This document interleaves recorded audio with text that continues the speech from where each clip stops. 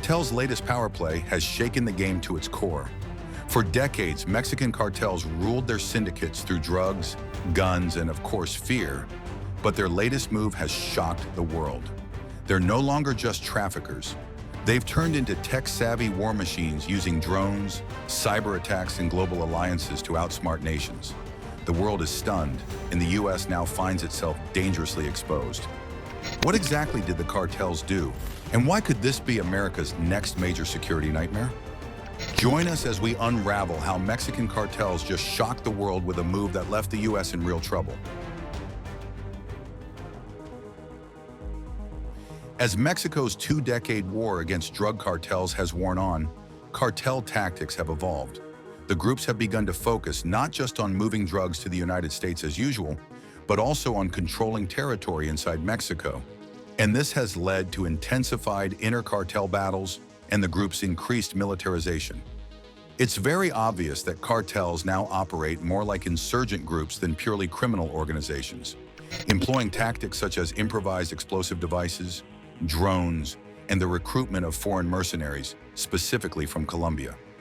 As of May 2024, cartels controlled about one-third of Mexico's territory. Scary, isn't it?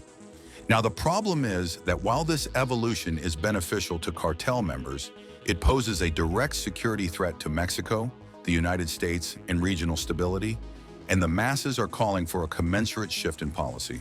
Mexico must continue to strengthen its security institutions, and the United States, as Mexico's most critical security and economic partner, must fundamentally reorient its policies to address how the flow of U.S. weapons fuels cartel violence. Now that Mexican drug cartels have evolved, it can only mean trouble. But who is at the receiving end? The U.S. has made policy after policy, trying to combat the surge of drug smuggling and cartel violence. But there doesn't seem to be any good progress. In fact, earlier this year, the Trump administration took it a step further by officially designating 8 Latin American cartels, including 6 from the neighboring country, Mexico, as foreign terrorist organizations for their major roles in drug smuggling and human trafficking into the United States. Surely the move, though unexpected, is a major escalation in the administration's efforts to cripple the cartels, as an FTO designation grants the administration access to enhanced counterterrorism authorities, such as the ability to launch covert operations authorized by the president. The FTO designation came only days after the Mexican Senate approved the presence of the U.S. Army's 7th Special Forces Group to conduct joint training with Mexico's elite Naval Marine Corps. The designation was meant to put the groups on the hot seat, since it's obvious that efforts would be intensified to nab them. And as if to prove that point, President Trump has signed a directive to the Pentagon to begin using military force against certain Latin American drug cartels that his administration has deemed terrorist organizations, according to people familiar with the matter. It can be said that the decision to bring the American military into the fight is the most aggressive step so far in the administration's escalating campaign against the cartels. It shows Donald Trump's continued willingness to use military forces to carry out what has primarily been considered a law enforcement responsibility to curb the flow of fentanyl and other illegal drugs. The order provides an official basis for the possibility of direct military operations at sea and on foreign soil against cartels. At the moment, U.S. military officials have begun drawing up options for how the military could pursue the groups. The people familiar with the conversation said, speaking on the condition of anonymity to discuss the sensitive internal deliberations. The cartel groups have responded to the designation, and their response shocked the world. Remember how cartels now use technology to their advantage? Well, very recently, drones have become the main thing. Now, one might be thinking it's just a little drone, but here's the deal. These drones are not your average hobby. They are the kind of high-tech flying machines that are being used by some of the most dangerous criminal organizations in the world. Yes, they're the Mexican drug cartels. Let's talk briefly about the numbers. They'll blow your mind. Every single month in the U.S. airspace, people are seeing over 1,000 of these unidentified drones crossing in. And if you think these are just random flights, you're mistaken. These are drones on missions, gathering intel on border patrol movements, scouting for weak spots in U.S. defenses, and even transporting drugs. But that's not the whole story. It gets worse. The infamous Sinaloa cartel is using drones in a whole new way just 2 miles south of the Arizona border. They're not just using them for spying or smuggling anymore. They're now turning these things into flying bombs, dropping explosives on rival gangs. Let that sink in. Many in the US are wondering how cartel power got here. The evolution has been gradual, but it has kicked into high gear in recent years. As mentioned earlier, cartels have always been quick to adopt new technology. Remember those narco submarines? Well, drones are like the flying version of those. They're cheap, hard to detect, and can carry a decent payload. For cartels, it's a no-brainer. In record history, the first instance of a cartel using a weaponized drone was back in 2017. It happened when Mexican federal police did a routine stop on a car and found what they called a bazooka bomber drone. It was basically a drone rigged with explosives, ready to dive bomb its targets. It's honestly scary, but what's even more frightening is that that was just the beginning. Things took a turn for the worse when in 2021, cartels like the CJNG started using drones to attack police forces, and they're not even apologetic about it. One of their members even boasted that it's modern warfare, and so they use war technologies and use drones. According to the source, everybody in the cartel is adequately trained to use drones and other tech-enabled devices to the maximum. They are treating this like an actual war, and the US is on the receiving end. But then, it's not just about the bombs. The truth is that these drones are giving cartels a massive advantage in their smuggling operations. In the old days, one would have to rely on human lookouts or just hope for the best. Now the game is different. One can simply send up a drone and get a bird's-eye view of the entire area. It's now very easy to spot Border Patrol agents from miles away. It's like having a personal spy satellite. But here's the shocking part. Some of these cartels are getting training from Americans. One cartel source recently told the Daily Beast about how they learned drone functions. According to him, an American man actually trained cartel members on how to source, fly, and use these commercial drones. Not just that, he even taught them how to turn them into bombs. It's like the US is exporting drone warfare expertise to criminal organizations. Talk about a backfiring effort. Donald Trump wants to wipe out cartels, but his own people are training them instead. How ironic, but what does this really mean for the US? Because this isn't just Mexico's problem anymore. The US airspace is no longer safe as these drones are crossing daily, and it's not just talking about a few isolated incidents. Earlier in May, during a Senate Arms Committee hearing, one official dropped a news bomb, more like an invisible explosion. In his words, the number of incursions was something that was alarming to me. I don't know the actual number. I don't think anybody does, but it's in the thousands. And thus the number is just the data gathered over a single month. It goes without saying that cartels have practically infiltrated the US airspace with little to no consequence. And here's the actual trouble. The defenses of the United States are not built for this kind of threat. The Pentagon's detection systems were designed during the Cold War to spot big, slow-moving aircraft.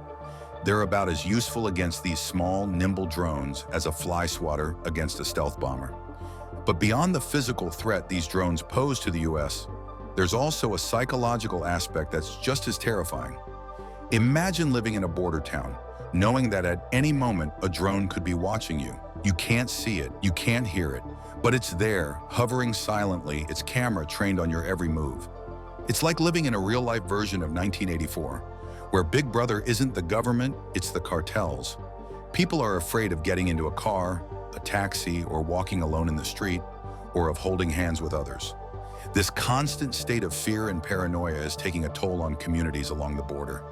People are changing their routines, avoiding certain areas, even moving away altogether. It's like the cartels have managed to extend their reign of terror into the sky. And it's not just civilians who are feeling the pressure. Border Patrol agents are reporting increased stress and anxiety. They're trained to look for threats on the ground, but now they have to watch the skies constantly too. It's adding a whole new dimension to an already dangerous job. The adversaries have 17 times as many drones, twice as many flight hours, and unlimited funding to grow their operations. They're essentially fighting a war where the enemy has total air superiority, and that's a scary place to be. But here's where it gets even more frightening. There's growing concern among security experts that the US is now on the brink of a major escalation. Right now, most of these drones are being used for surveillance and small-scale drug trafficking. But what happens when the cartels decide to step things up? It's already been seen how the drones are used to drop bombs on rival gangs in Mexico. What's to stop them from doing the same thing on US soil? Because what the cartels have proven time and time again is that they'll do almost anything for money. Imagine a major US city like Arizona or San Diego. Suddenly, the sky is filled with drones. Not just a few, but hundreds. In an instant, chaos erupts. Explosions rock the city. Emergency services are overwhelmed. The military scrambles to respond, but they're not equipped to deal with this kind of threat. It's like a scene out of a disaster movie. This isn't just wild speculation. Military strategists and homeland security experts are actively wargaming these kinds of scenarios. The scary part is that the technology to pull this off already exists. Commercial drones can be modified relatively easily to carry small payloads. And with advances in artificial intelligence and swarming technology, it's becoming possible to control large numbers of drones with minimal human input. One of Mexico's most powerful cartels, the Jalisco New Generation Cartel, has even created a specialized elite drone unit where members are trained to turn commercial drones into flying bombs to attack rivals and Mexican authorities. According to a report from the Daily Beast, if they are already doing this to attack rivals, what's to stop them from turning these tactics against US targets? But there's more to the shock that Mexican cartels have for the US. Recently, a Mexican drug cartel hired a hacker to survey the movements of a senior FBI official in Mexico City, gathering information from the city's camera system that allowed the cartel to kill potential FBI informants, the Justice Department Inspector General said in a new report. The hacker was also able to view calls made and received by the FBI official, along with their geolocation data, in a major breach of operational security that occurred as the FBI was working on the case of former Sinaloa cartel boss Joaquin El Chapo Guzman Loera, the Inspector General said. The hacker tracked people coming in and out of the U.S. Embassy in Mexico City before zeroing in on the FBI's Assistant Legal Attaché, a role that works closely with Mexican law enforcement, the report said, citing an FBI case agent at the time. The report did not identify the hacker. According to the case agent, the cartel used information provided by the hacker to intimidate and, in some instances, kill potential sources or cooperating witnesses. An Inspector General report, a broader review of the FBI's approach to protecting sensitive information and avoiding surveillance, revealed further details. The U.S. is not backing down just like that, too. The stunning new details offer a better look at how technology can be exploited in the high-stakes battle between U.S. law enforcement and the violent Mexican cartels that control the illicit drug trade. The Trump administration has made cracking down on cartels a national security priority, in part by declaring them as foreign terrorist groups. The FBI, DEA, and U.S. military have in recent years used advanced surveillance techniques to try to infiltrate Sinaloa and the Jalisco New Generation Cartel, the other big Mexican cartel that U.S. officials say smuggles large volumes of deadly fentanyl into the U.S. CNN reported in April that the CIA was reviewing its authorities to use lethal force against the cartels. With El Chapo now behind bars, the cartels themselves are increasingly run by a younger generation of tech-savvy drug lords. A senior DEA official previously told CNN that they had identified people in the cartels that specialize in cryptocurrency movements. The cartels run a multi-billion-dollar global enterprise and utilize sophisticated technology to enhance their business operations. They utilize state-of-the-art sophisticated surveillance techniques to identify law enforcement activities and their adversaries. The new Inspector General report raises bigger concerns about the threat of high-tech surveillance to U.S. national security. To show you just how much of a problem the U.S. has on its hands, the report also said that some within the FBI and partner agencies, such as the Central Intelligence Agency, have described this threat as existential. There have been long-standing risks posed by ubiquitous technical surveillance, jargon for the widespread availability of data to adversaries, in the FBI's criminal and national security cases, the report said. But recent advances in commercial technology have made it easier than ever for less sophisticated nations and criminal enterprises to identify and exploit vulnerabilities related to such surveillance, according to the report. The report said the FBI is working on a strategic plan to address some of the Inspector General's concerns about the Bureau's approach to the threat. But the question is, can the U.S. wipe out Mexican cartels? Well, some people believe that in reality, cartels are really employees of the Mexican and American governments, doing the dirty work and becoming scapegoats of a very profitable business model. Foreign policy 15 years ago forced Mexico into a war imposed by America to fight the cartels with American vehicles, training, guns, and ammo. The enemy was being armed by illegal trafficking of American guns, provided by the same government through different agencies in exchange for industrial amounts of drugs, mostly chemicals like fentanyl, others cooked in the worst places imaginable in Mexico, with Chinese precursors illegally imported into the country. Apparently, prohibition and drug control are a business model, not a public health matter. So why can't the USA barge into Mexico with the military and stop the cartels once and for all? Because it's bad for business and business is good. Besides, Mexico will never tolerate an invasion of its national sovereignty by the United States. President Claudia Sheinbaum issued a warning after Washington designated Mexican drug cartels as terrorist organizations. In other words, this cannot be an opportunity for the U.S. to invade our sovereignty. With Mexico, it is collaboration and coordination, never subordination or interventionism, and even less invasion. The Mexican president also said that Mexico would follow through on her promise to expand its legal action against the gun manufacturers in the United States after Trump took the bold decision to designate cartels as terrorist groups. The government of Mexico has accused U.S. arms makers of gross negligence in the sale of weapons that end up in the hands of drug traffickers. And Sheinbaum said the lawsuit could lead to a new charge of alleged complicity with terrorist groups. According to a report by 60 Minutes in December, an estimated 200,000 to 500,000 American firearms are smuggled into Mexico every year. A CBS Reports investigation in 2023 found that dozens of cartel gun-running networks, operating like terrorist cells, pay Americans to buy weapons from gun stores and online dealers all across the country, as far north as Wisconsin and even Alaska, according to U.S. intelligence sources.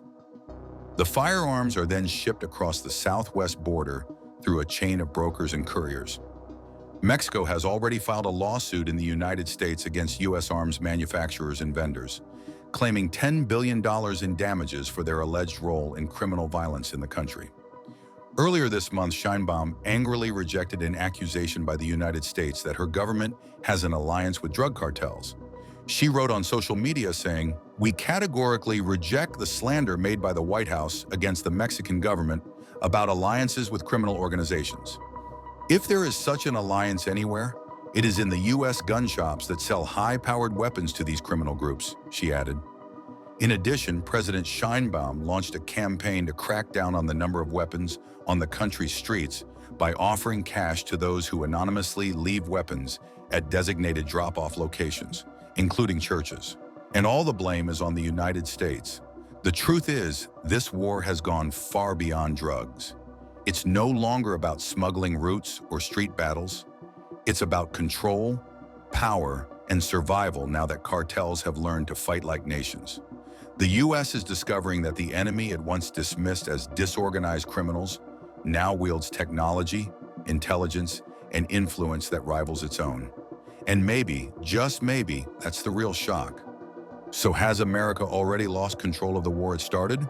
Or is this just the calm before a storm? For decades, elite American units have fought secretly against cartels, but now the playbook is changing. With stealth bombers on standby and Washington openly treating cartels like terrorist groups, the stage is set for the most aggressive military campaign on Mexican soil. Why would Washington unleash one of the deadliest non-nuclear weapons ever built against drug traffickers? And what does this escalation mean for a fight that has already claimed thousands of lives on both sides of the border? Join us as we uncover how the United States is preparing for a battle against cartels hiding in Mexico's heartland. The fight against drug cartels in Mexico has become more dangerous. A powerful new weapon is being used in secret military missions. It's called a vacuum bomb, or thermobaric explosive. This weapon is different from normal bombs. It works in two steps. First, it spreads a cloud of explosive gas into the area, even into small spaces. Then it sets off a second blast that causes a huge pressure wave. This wave is strong enough to destroy underground hideouts and break through thick concrete walls. Compared to regular bombs, it's much more powerful, like the difference between a small firecracker and a pressure cooker explosion.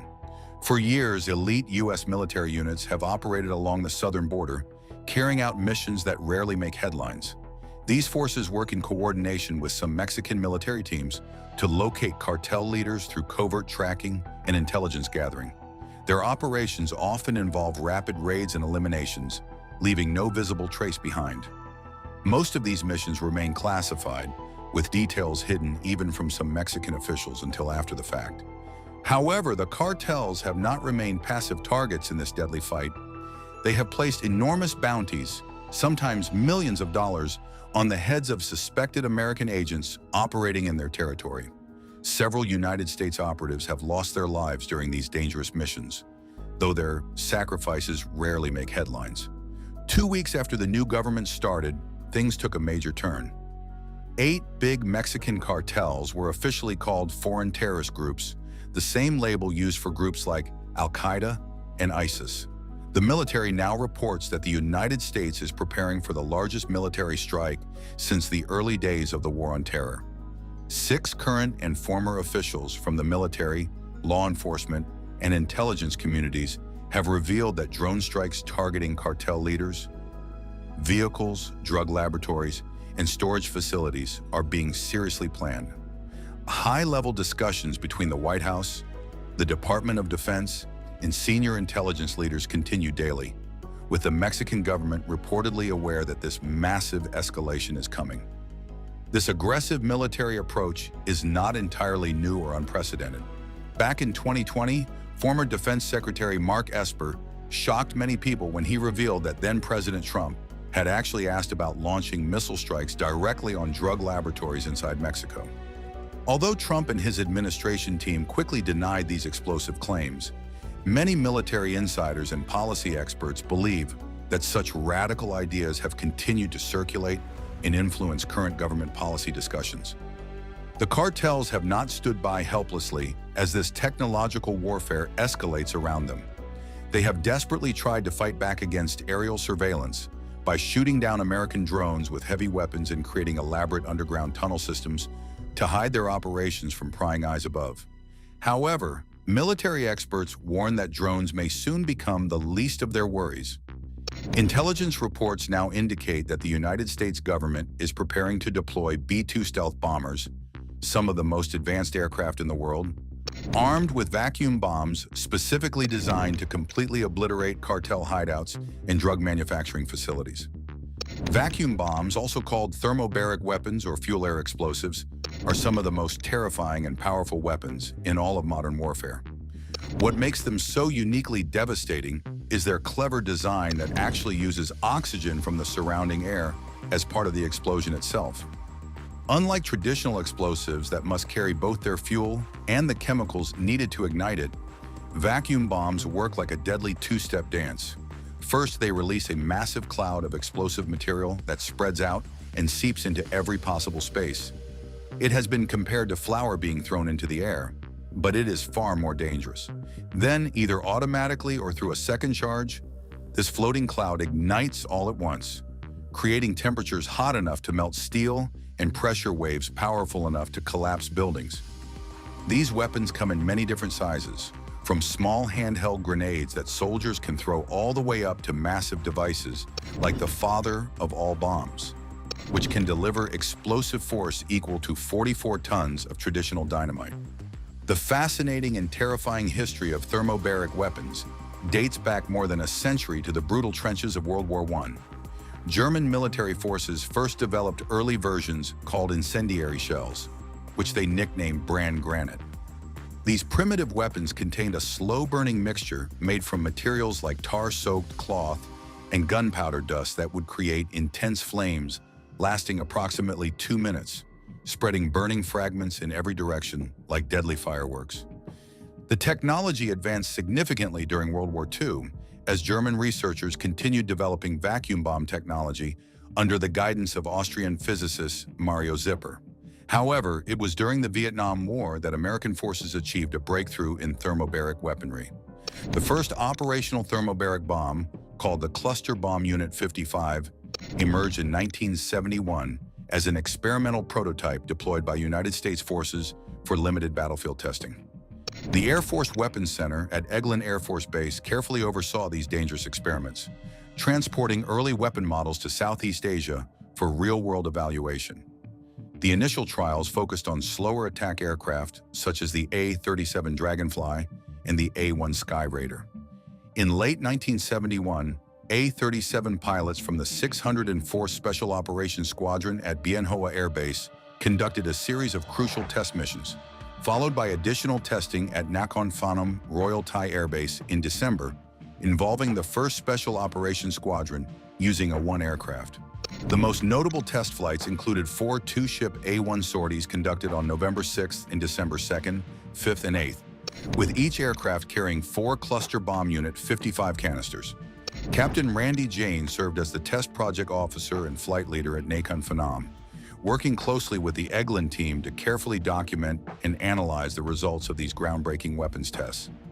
Despite these extensive efforts and promising initial results, the overall military assessment remained cautious and measured.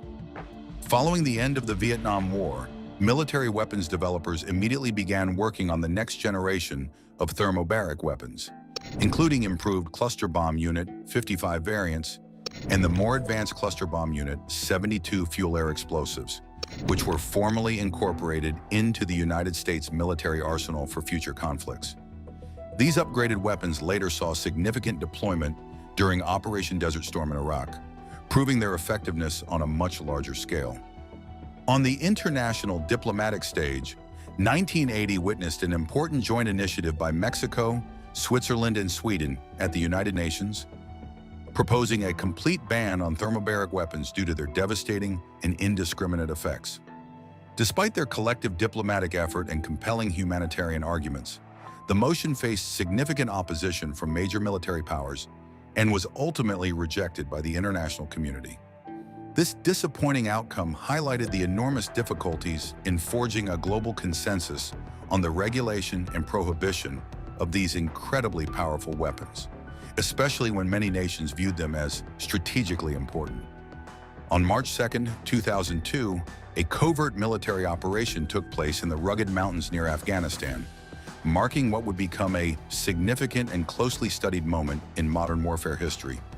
A single F-15E Strike Eagle fighter aircraft, operated by highly trained pilots from the 335th Fighter Squadron Chiefs of the 4th Fighter Wing, carried out this mission of critical strategic importance. Suspended beneath the powerful aircraft was the very first operational BLU-118B thermobaric bomb, ready for its inaugural combat test. Using sophisticated targeting laser technology, the F-15E's advanced onboard computer system precisely calculated the bomb's complex trajectory, carefully factoring in crucial variables like altitude, aircraft speed, and distance to target.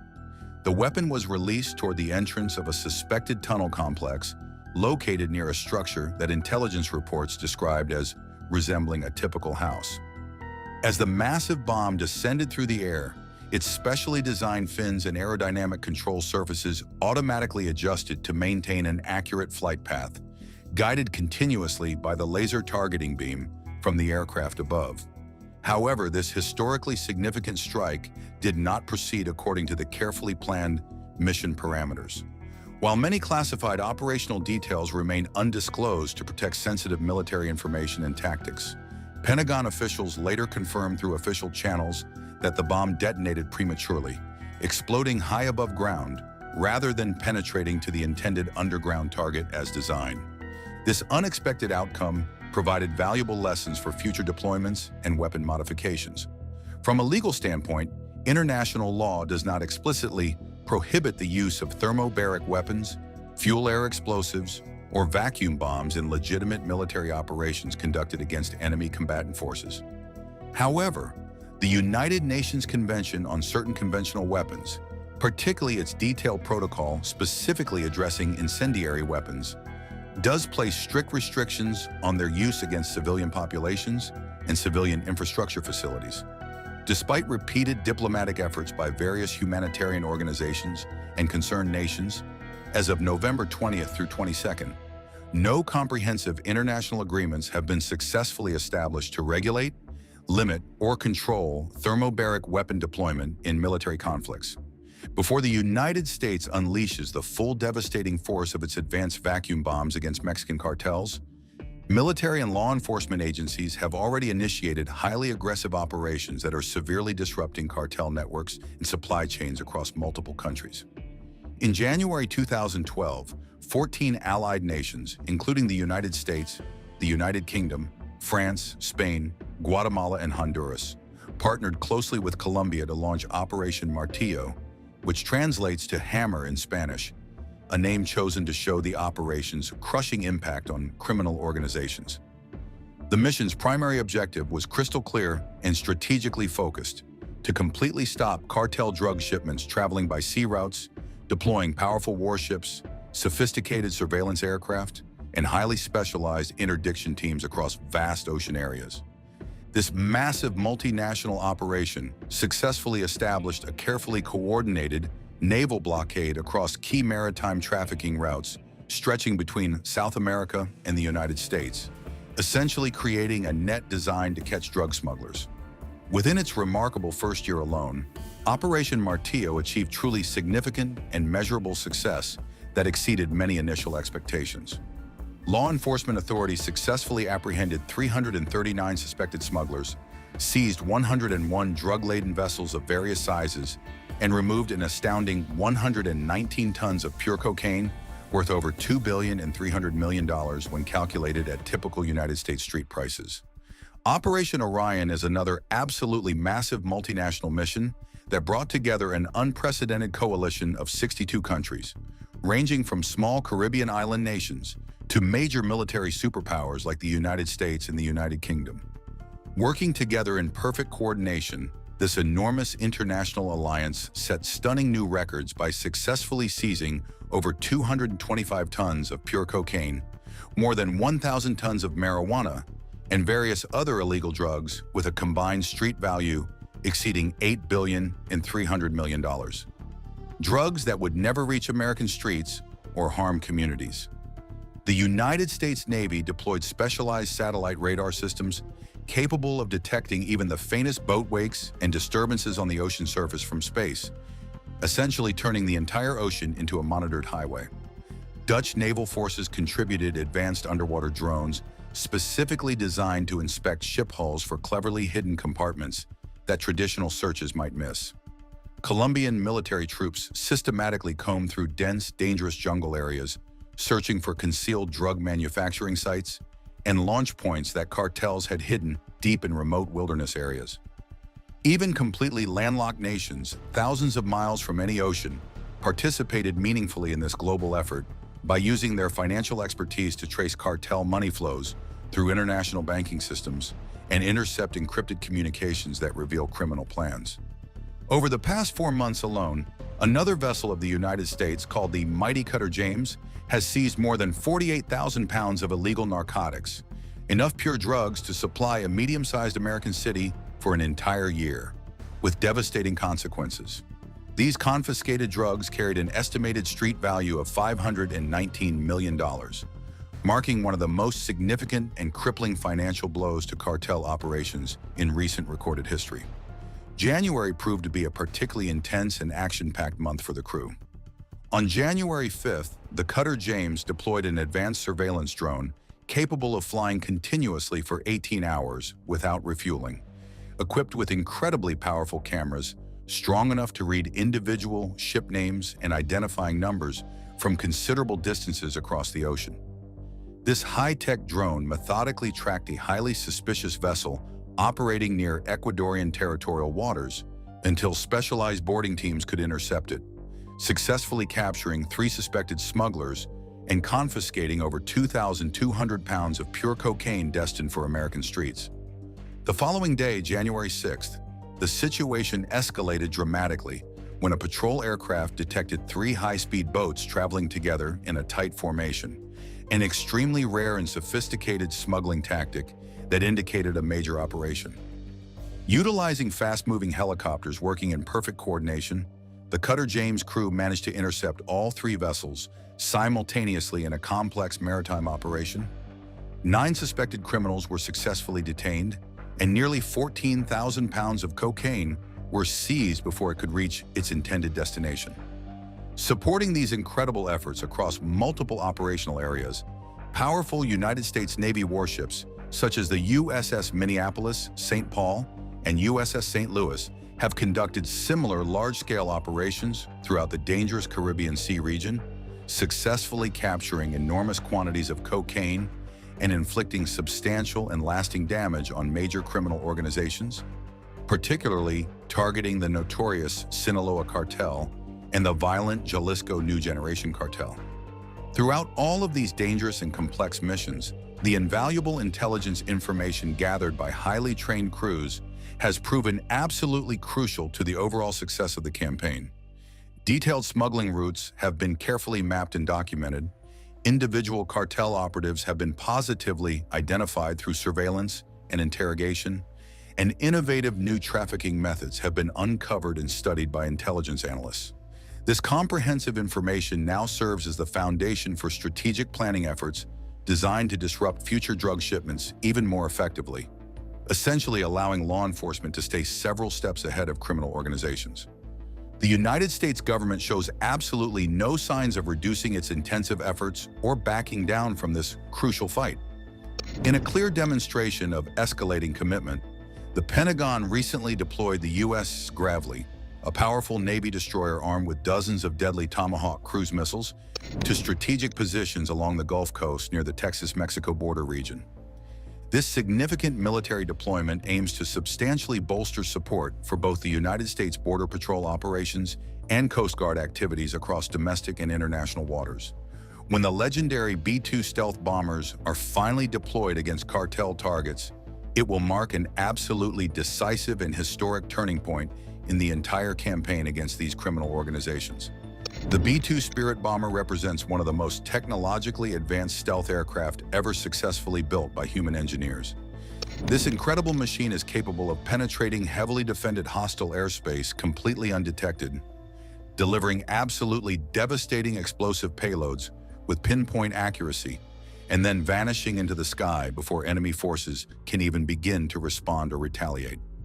Each of its 4 massive engines generates an impressive 17,300 pounds of raw thrust, enabling the bomber to cruise effortlessly at speeds exceeding 600 miles per hour at altitudes far beyond the effective range of most missile defense systems, certainly far beyond anything that cash-strapped cartels could ever hope to deploy against it.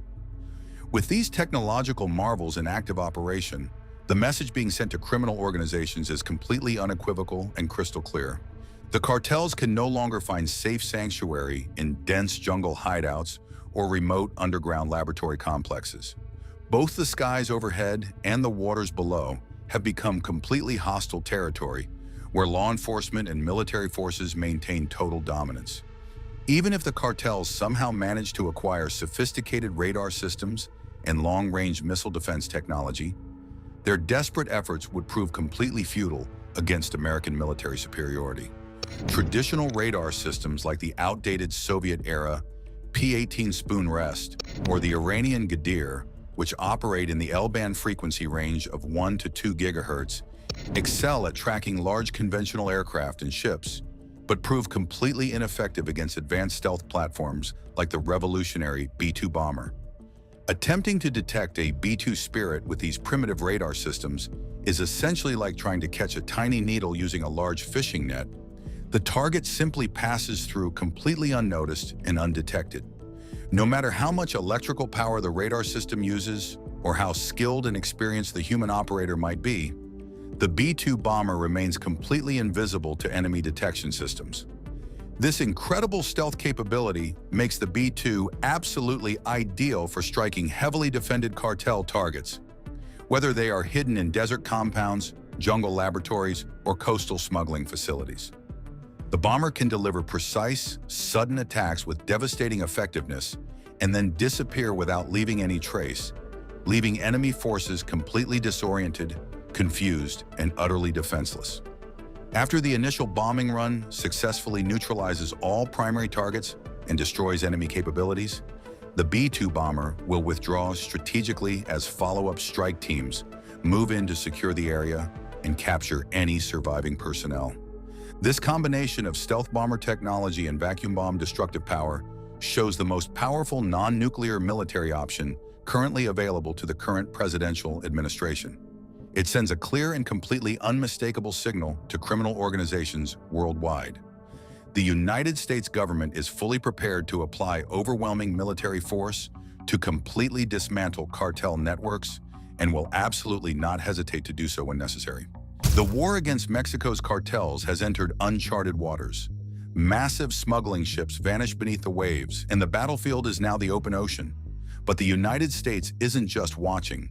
The U.S. has unleashed a weapon, leading to a mysterious strike that has left several cartel vessels in ruins. Could advanced torpedoes be behind it, or is something far deadlier at play? And just how far is Washington willing to go to dominate this deadly maritime war? Join us as we uncover the Navy's secret arsenal against the cartels. Since early September, U.S. warships and aircraft have been striking fast boats believed to be smuggling drugs along the South American coast. The operations, led under President Donald Trump and Defense Secretary Pete Hegseth, is one of the most aggressive naval campaigns against cartels in years. Trump, who has often spoken out against the power of cartels in America, believes that these missions are necessary to stop the flow of narcotics before they reach U.S. shores. Both he and Hegseth claim the strikes are lawful under the president's military authority, even without Congress's approval, a move that sparked debate but also strong backing from many in the military community. So far, 10 cartel-linked vessels have been destroyed since the first strike on September 2nd. Each operation has been carried out in international waters, targeting high-speed boats known as narco subs or go-fasts, often packed with cocaine or fentanyl. The most recent mission on October 24 hit a ship tied to Venezuela's feared Tren de Aragua gang, killing 6 suspected traffickers. Most of the action has unfolded across the Caribbean Sea, a major drug corridor connecting South America to the United States. But the campaign has now expanded westward, with 2 confirmed strikes in the Eastern Pacific, an area long used by Colombian cartels to move massive shipments north. The first hit was when U.S. forces, following the president's direct order, targeted a vessel linked to a terrorist-designated group known for drug trafficking. The strike, carried out in international waters, destroyed the boat instantly, killing 2 suspected traffickers on board. A video released by Hegseth showed the dramatic moment, a missile slicing through the sky, hitting a small blue boat racing across the waves before it exploded into flames. Just hours later, Hegseth announced a second operation in the same region. This time, another vessel was struck, leaving 3 more suspected smugglers dead. According to U.S. intelligence, the boat was moving along a known drug route and carrying illegal narcotics bound for Central America. These back-to-back strikes mark the opening of a new front in Trump's maritime war on cartels, one that now stretches from the Caribbean deep into the Pacific.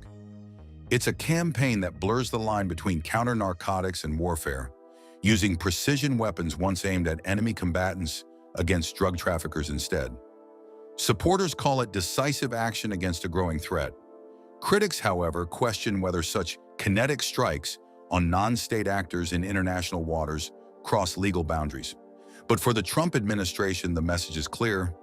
The ocean is no longer a safe haven for the cartels, and the U.S. Navy is ready to hunt wherever the tide takes them. A recent strike has also sparked debate about how the Navy ends high-risk encounters without losing its own. Eyewitness clips and unnamed reports suggested a drone or a helicopter was involved, but people inside the defense world who have seen the footage think a laser-guided Hellfire missile did the job. That weapon hits from a long distance and homes in on a painted target, which explains the clean result. 11 hostile fighters killed and no American losses. That outcome is the goal of every patrol. Stop a threat quickly and bring everyone home. There is a cost for that clarity. In fiscal year 2021, a single Hellfire ran roughly $150,000. That is serious money, but it also buys precision that lowers risk to sailors and Marines. Still, Commanders often weigh cost against risk in available alternatives. However, there are three different ways a Navy ship might stop a small, fast boat carrying unlawful cargo and dangerous people. These are not instructions, just a look at tools commanders consider when they must act. First, the forward gun. Many destroyers still carry a 5-inch naval gun on the bow. It is a workhorse that can fire at surface boats, support troops ashore, or help defend against aircraft. Its reach can be farther than some guided missiles, and it fires standard shells that are cheaper than high-end missiles. The Navy is also testing a new guided round called a hypervelocity projectile. That round moves much faster and corrects its path in flight, closing the gap between gunfire and guided missiles. It costs more than old shells, but reports put it well below the price of some missiles, as long as it hits quickly. Second, the directed energy option. Navy engineers have been fitting ships with high-power lasers for short-range work. These systems aim a tight beam that can burn through thin structures or set engines on fire. Once installed, a laser uses ship power rather than a fresh missile, which makes each shot far cheaper on paper. The limits are power supply and cooling, but for targets like small boats or unmanned aircraft, the laser is a fast, efficient choice that avoids explosive debris and reduces long-term expenses. Third, put Marines close to the fight. When leaders want decisive results and can accept the risks, they can launch boarding teams from amphibious ships or cutters. Specially trained Marines bring rifles, boarding gear, and the skill to seize a boat, detain suspects, and take control of contraband. This option exposes troops to danger, but keeps engagement tightly controlled and can be the best way to preserve evidence and arrest people rather than destroy everything. Each option carries trade-offs: price, range, chance to recover evidence, and risk to personnel. Missiles buy standoff and speed, but cost more. Guns are reliable and cheaper per round, but may create more chaos in a busy sea lane. Lasers promise low per shot cost once the system is in place, but need robust ship power. Marines offer surgical results and law enforcement value, but put people in harm's way. That delicate balance between cost, control, and consequence took center stage only days later during a high-level meeting with NATO Secretary General Mark Rutte on Wednesday, when President Donald Trump addressed the growing controversy over the recent U.S. strikes against suspected drug smugglers at sea. He reportedly claimed that he did not need permission from Congress or any other body to authorize missile strikes in international waters. Under normal circumstances, the U.S. Constitution gives Congress the sole power to approve military action. However, Trump argued that, as commander-in-chief, he had the authority to confront what he described as terrorist threats, a label he extended to major drug traffickers. He mentioned that he might consult Congress only if operations were to move from sea to land, hinting that such action could soon happen. He said that when land operations began, he would probably brief Congress, not because he had to, but because he preferred to do so. Trump's words suggested that a land-based strike could be imminent, calling it something very serious and comparable to the current sea missions. So far, all U.S. military attacks under this campaign have targeted vessels in open waters. Yet critics argue that these actions make little sense, as government research shows that most drug trafficking happens overland or through official border crossings, not by sea. Human rights advocates have voiced deeper concerns. They warned that the strikes could violate both U.S. and international law, especially since extrajudicial killings outside combat zones are banned. Simply labeling someone a terrorist, they argued, does not legally justify the use of lethal force. The administration has also not shared evidence proving the individuals on the targeted vessels were guilty of crimes. Recently, 3 United Nations experts released a joint statement condemning the campaign, calling it a breach of the UN Charter. They said that attacking targets in international waters without a valid legal basis violated maritime law and amounted to unlawful killings. They also warned that such actions echoed the long and painful history of foreign interventions in Latin America, something the world should not repeat. Defense Secretary Pete Hegseth, however, doubled down on the administration's stance. He compared drug cartels to terrorist organizations, saying that they were waging war on America just like Al-Qaeda once did. In his written statement, he said that those involved in the drug trade would find no refuge or forgiveness, only justice. But many experts believe the administration's definition of terrorism has been stretched beyond reason. Brian Finucane, a researcher with the International Crisis Group, criticized the move, arguing that there was a vast difference between international terror networks and drug smugglers. He pointed out that there had been no attacks on U.S. soil like the 9th of November, and no declared armed conflict to justify such military measures. To him and others, the campaign looked less like a fight against terrorism and more like the U.S. government taking the law into its own hands. As the debate deepens, one question remains. Is America's new sea war against cartels a bold act of defense, or a dangerous overreach that could reshape how war powers are used in the modern era? Let's recount all the strikes so far. The U.S. Sea campaign began on September 2nd, when President Donald Trump announced through his social media account that he had ordered a kinetic strike earlier that morning. The target was a small vessel moving through international waters. According to Trump, 11 people on board were killed. He described them as terrorists, though their names, destinations, or cargo details were never released, and no proof of their alleged crimes was provided. Trump declared that the attack should serve as a warning to anyone attempting to smuggle drugs into the United States. He accused the victims of being tied to Venezuela's Tren de Aragua gang, again, without offering evidence. More attacks soon followed. On September 15, another strike hit a vessel in the Caribbean, killing 3 people. 4 days later, on September 19th, a third strike took place, leaving another 3 dead. The campaign showed no sign of slowing down.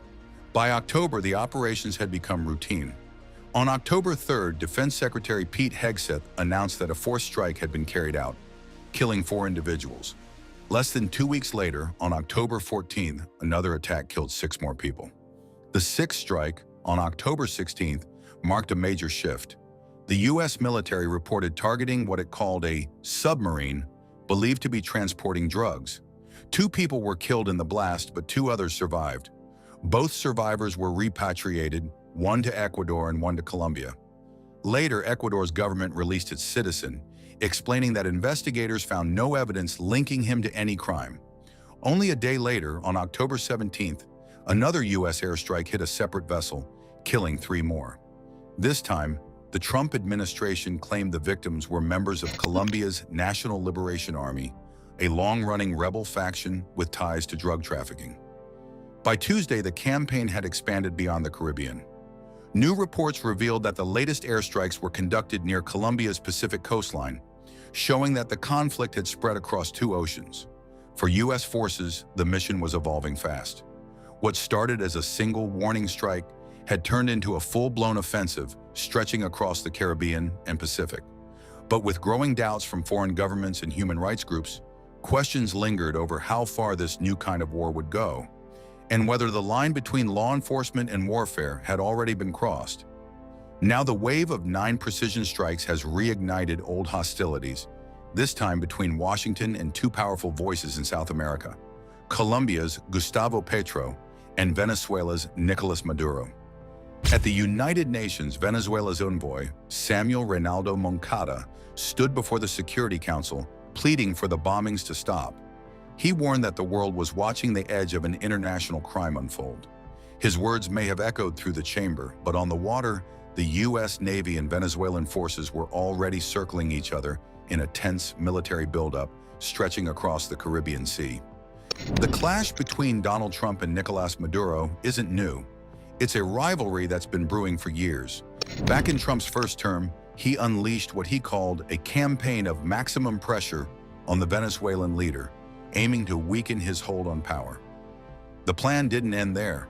When Trump returned to the White House for a second term, he doubled down. This time, he raised the bounty on Maduro's arrest to $50 million, a clear sign that diplomacy had taken a back seat to direct confrontation. Soon after, Trump gave the green light for the CIA to launch secret missions inside Venezuela. Covert operations, intelligence gathering, and special tactics became part of a quiet but dangerous game. While no one in Washington would speak openly about the missions, their presence was felt from Caracas to the Caribbean coast. Maduro, meanwhile, became more than just an adversary. He became a political weapon in Trump's larger agenda. The American president often pointed to the Venezuelan leader as proof of why he needed broader executive powers. When pushing his mass deportation campaign under the old wartime Alien Enemies Act, Trump justified it by naming Maduro as a national security threat. Then came an explosive accusation. Trump and his top advisors claimed that Maduro had orchestrated a secret invasion of the United States through the Venezuelan criminal network known as Tren de Aragua. The group, notorious for smuggling and violence across Latin America, suddenly became a centerpiece of Trump's speeches and campaign rallies. But the story started to unravel. U.S. intelligence reports later painted a different picture. A recently declassified memo from the Office of the Director of National Intelligence, released in May, revealed there was no solid proof linking Maduro to the gang's operations. In short, the claims didn't match the evidence. Still, inside the halls of power, the momentum had already shifted. With U.S. bombers flying low over the Caribbean and tensions crackling across the region, one thing was clear. The standoff between Trump and Maduro was far from over. Each move, each strike, and each speech was adding fuel to a fire that could easily spread beyond Venezuela's borders. For now, the world watches and waits as the Caribbean turns into the latest front line of political power, covert warfare, and the age-old struggle for control in the Western Hemisphere. But while ships and strategies clash at sea, another battle is unfolding on land, this time in the political arena. Tensions have flared again between former U.S. President Donald Trump and Colombia's President Gustavo Petro, turning what began as a policy disagreement into a heated war of words.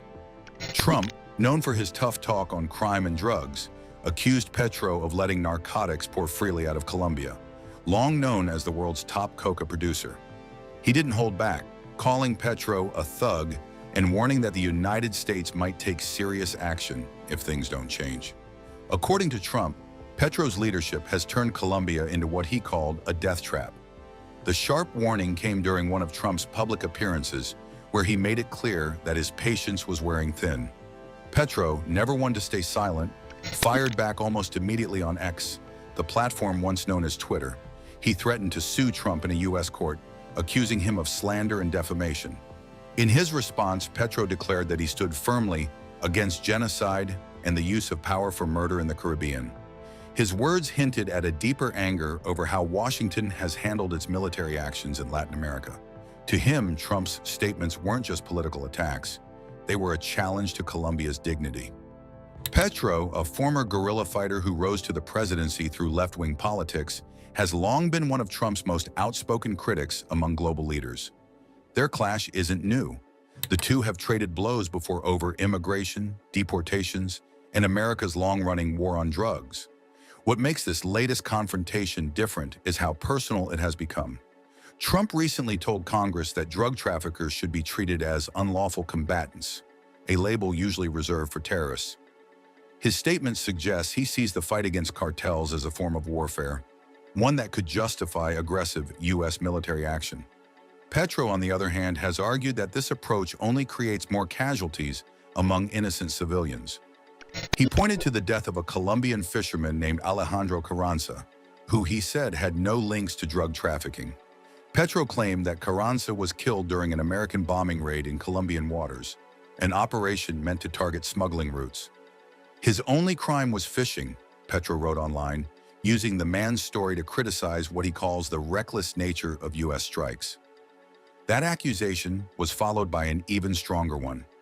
Petro accused the U.S. government of murder and of violating Colombia's sovereignty. For him, the issue isn't just about drugs, it's about respect and national pride.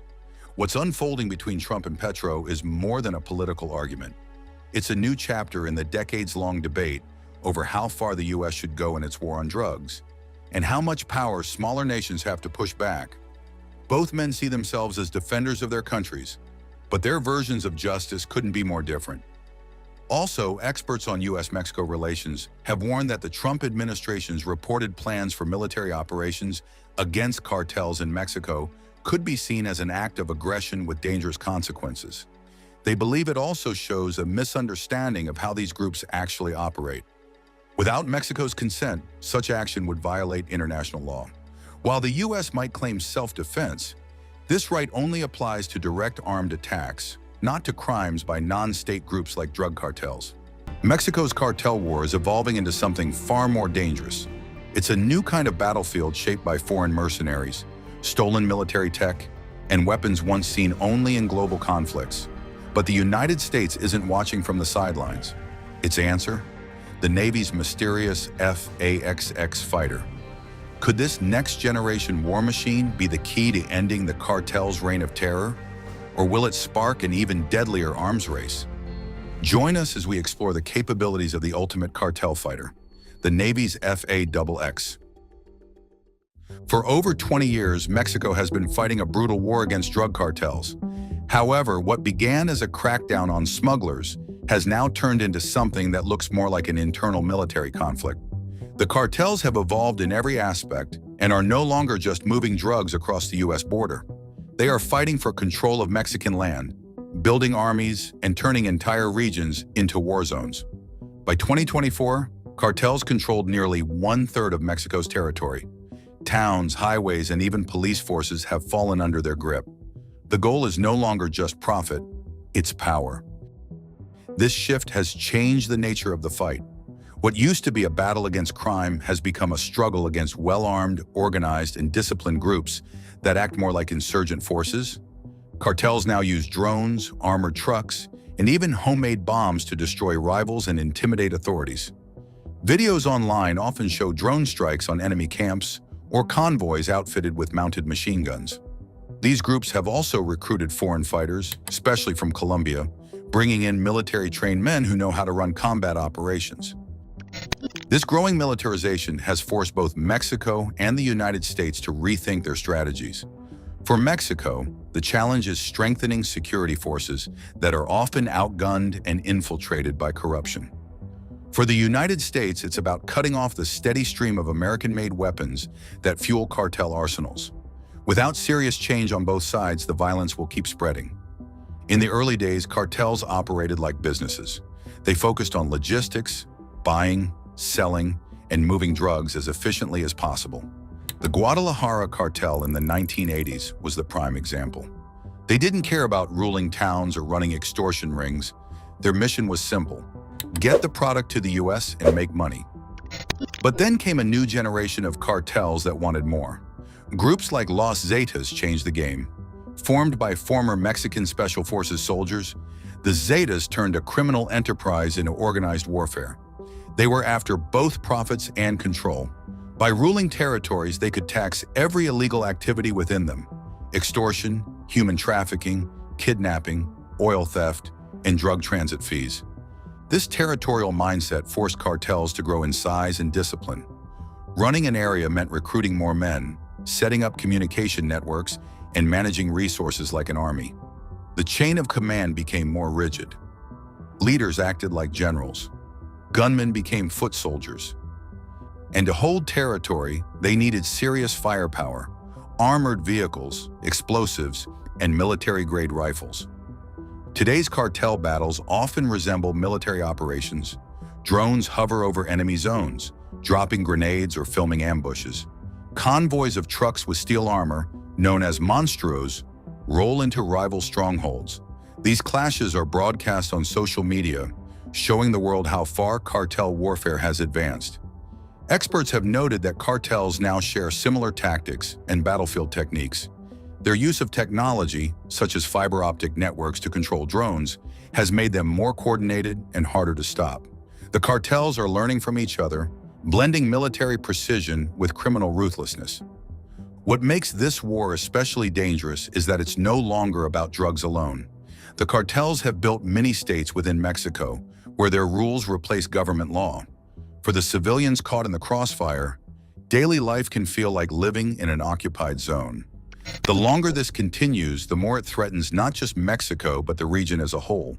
If these militarized cartels keep gaining ground, they could reshape the balance of power across Latin America. The question now is simple but urgent. Can Mexico and its allies adapt fast enough to fight cartels that no longer act like criminals, but like armies? Behind the firepower of Mexico's cartels lies a constant and deadly supply line, one that flows straight from the United States. Experts call it the Iron River, a steady stream of smuggled weapons that has turned criminal groups into heavily armed militias. Each year, an estimated 200,000 to 500,000 guns cross the border illegally from the U.S. into Mexico, feeding the country's ongoing war. Most of these weapons come from well-known American manufacturers like Smith & Wesson and reach Mexico through legal distributors and gun shops that operate with weak oversight. Once purchased, they are easily moved south by traffickers who take advantage of poor tracking systems. These guns don't just end up in the hands of ordinary criminals. They equip cartel hitmen, enforcers, and even makeshift military units capable of taking on government forces. Mexico has pushed back through the courts. In 2021, the Mexican government sued a U.S. gun manufacturer and wholesaler, accusing them of turning a blind eye to illegal trafficking. The following year, they filed another lawsuit against 5 gun stores near the border, claiming their sales practices fueled cartel violence. While both cases face legal challenges, they mark a rare attempt to hold the U.S. firearms industry accountable for the chaos its products help unleash. The reason this problem persists is the sharp difference between the two countries' gun laws. The United States has more than 75,000 licensed gun dealers, a massive supply network that's nearly impossible to fully monitor. By contrast, Mexico has just one official gun store, located inside a military base in Mexico City. The rules there are strict, the paperwork endless, and the approval process slow. For traffickers, the choice is obvious. Buy guns easily in the U.S., then smuggle them across the border for profit. Once these weapons reach Mexico, they change the battlefield. Cartels showcase their firepower openly in videos and photos posted online, displays meant to intimidate rivals and challenge the state. Among their most prized weapons are .50 caliber anti-materiel rifles, like the Barrett M82 and M95, both made in the United States. These massive rifles can pierce armor, walls, and vehicles with ease, giving cartels a devastating edge in combat. For many cartels, these .50 caliber rifles act as their main anti-tank tools. Rocket-propelled grenades are still rare in Mexico, so a well-placed shot from one of these rifles can destroy an armored truck or force soldiers to retreat. In several cases, Mexican forces have found themselves pinned down by cartel gunmen firing from hidden positions with weapons capable of shredding their lightly protected vehicles.